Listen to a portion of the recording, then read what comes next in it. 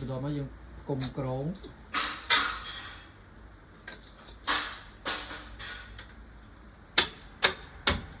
បាទគុំក្រងជារាងសុំប្រអួចមក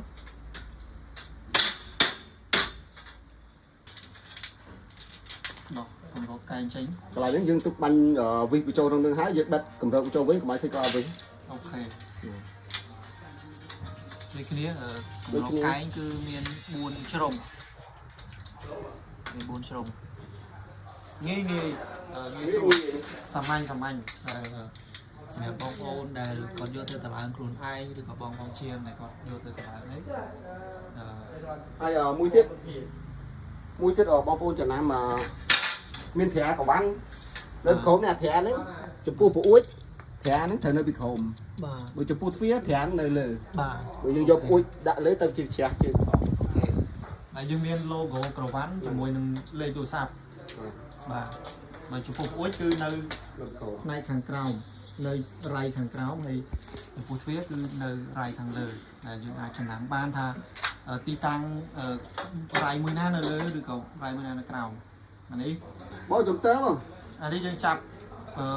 ពីខាងក្នុងយើងចាប់ជាមួយនឹងចម្រឹងប្រអួចរបស់ភ្ញៀវតែម្ដងអានេះចំណុច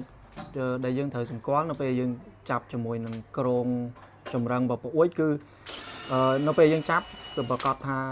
កុំឲ្យវាអឹបពេកនៅពេលដែលវាអឹបពេកគឺដោយសារផ្ទៃអញ្ចាំងអត់ស្មើអញ្ចឹងវាធ្វើឲ្យក្រងសុំរបស់យើងវាអត់ស្មើដូចគ្នាអញ្ចឹងយើងត្រូវការថ្លឹងមើលដើម្បីឲ្យក្រងសុំរបស់យើងត្រូវប្រកាសថាឲ្យវាស្មើ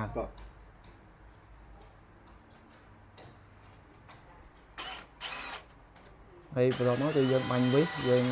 បទូបថយតាមជាក់ស្ដែង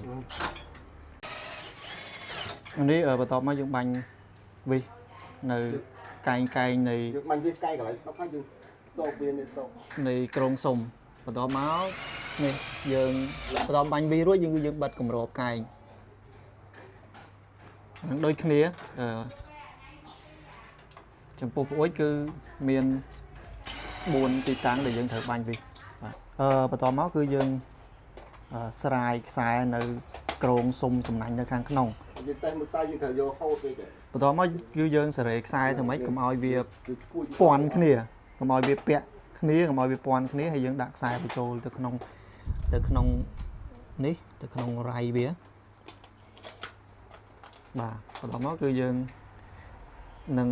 លើកក្រងបញ្ចូលលើកសុំសំណាញ់បញ្ចូលក្នុងក្រងតែម្ដងបន្តមកគឺយើងដាក់ក្រងសុំសំណាញ់បញ្ចូលក្នុងក្រងខាងក្រៅបាទនេះយើងដាក់ខាងលើមុនបន្តមកយើងរុញខាងក្រោមចូលហើយយើងទាញខ្សែឲ្យតឹងបាទទាញខ្សែតឹងកុំឲ្យខ្សែវារត់ខុសកលាក់ដូចគ្នាយើងធ្វើដូចគ្នាយើងដាក់មកខាងទៀតហើយខ្សែខាងក្រោមយើងទាញឲ្យតឹងយើងរុញបញ្ចូល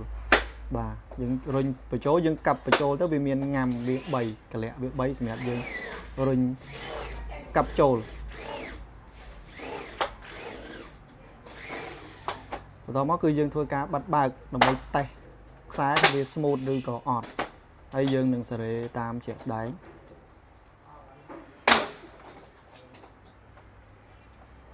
ពពោះរៃ26យើងអាចត្រឡប់វាលើក្រោមបានបើក្រោមរៃ26លើរៃ26យើងអាចមើលអូសទៅក៏អត់ទៅ smooth សូត្ររីអីចឹងយើងអាចត្រឡប់យកវាក្រោមដាក់លើដាក់ក្រោមបានវិញមកហើយវាអាចអត់ smooth វិញអូខេ1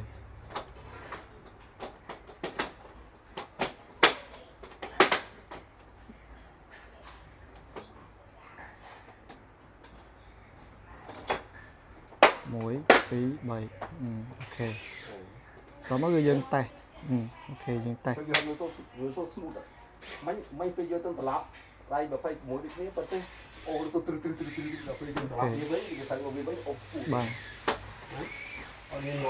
អូខេបន្តមកគឺយើងតេស្តបិទបើកដើម្បីឲ្យខ្សែវារត់ smooth អូខេយើងតម្លើងរួចរាល់80% បាទនៅ 20% គឺយើងបាញ់កៅព័ទ្ធជុំវិញដាក់ដៃបញ្ចូលបាទអានេះរបៀបក្នុងការដាក់ដៃបញ្ចូលគឺយើងដាក់បញ្ឈៀងប្រឆិតបែបនេះបាទប្រឆិតបែបនេះហើយយើងរុញបញ្ចូល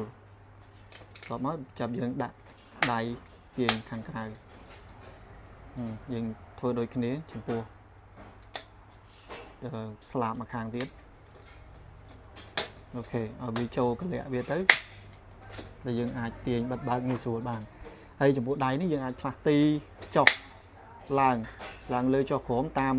កម្ពស់នៃអ្នកបើកបានអ្នកប្រើប្រាស់បានបាទអូខេ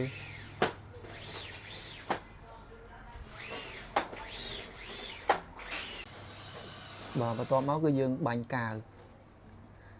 ជុំវិញដើម្បីធានាប្រកាសថាវាជាប់មាំល្អហើយវាការពារទាំងសត្វដូចជាសត្វស្រមោចអីបើសិនមានរុនប្រហោងយើងអាចនឹងចូលណាយើងឲ្យប្រកាសថាយើងបិទចិត្ត